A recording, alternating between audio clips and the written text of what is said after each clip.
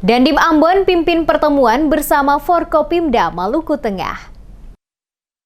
Dandim 1504 Ambon gelar pertemuan bersama Forkopimda Maluku Tengah.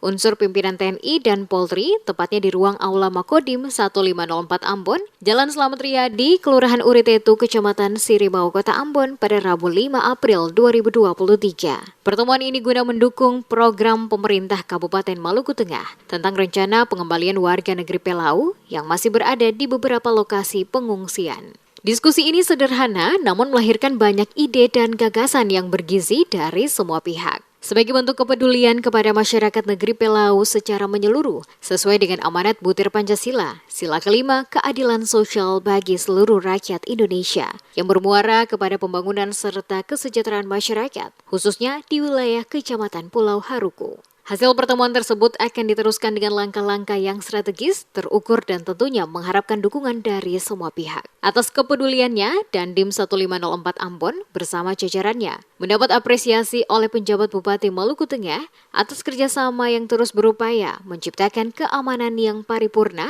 di wilayah Kecamatan Pulau Haruku, Kabupaten Maluku Tengah.